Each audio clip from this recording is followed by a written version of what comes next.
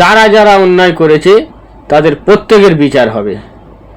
আর আনিস খান থেকে শুরু করে তামান্নার পরিবার পর্যন্ত যাদের ওপরে অত্যাচার হয়েছে তারা প্রত্যেকেই বিচার পাবে। আর যারা অন্যায় করেছে কেউ ছাড় পাবে না।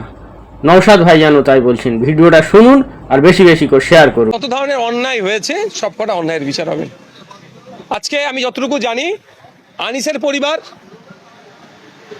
আপনার তামান্নার পরিমাণ অনারেবল চিফ মিনিস্টার স্যারের সাথে দেখা করেছেন। ওনার যদি আশা করবো কোনো এই ধরনের ইন্টেনশন থাকবে না, আনিসটা বিচার না পাক তামান্নাটা পেয়ে যাক, এই ধরনের ইন্টেনশন থাকবে না। যদি থাকতো হয়তো মানে তাহলে দেখাও করতো না। দেখুন, শুধু মাদ্রাসা শিক্ষা নিয়ে আমরা চিৎকার করিনি। পশ্চিমবাংলার 2022-12 থেকে 5ই আগস্ট 2025 সালের ডেটা বলছে 25,000 প্রাইমারি স্কুল বন্ধ হয়ে গেছে। আইএসএফ আজকে বিধানসভার মধ্যে আমি তার প্রতিনিধি হিসাবে ভাঙড় থেকে আমি পাঠিয়েছে, সেগুলো চালুর কথা বলেছি।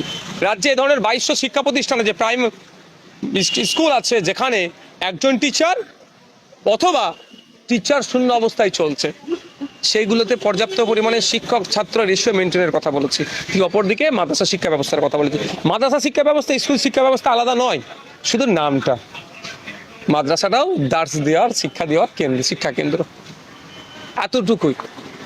এটা নিয়ে অনেকের অনেক বা উচ্চবাচ্য অনেকের টিপ্পণী আছে।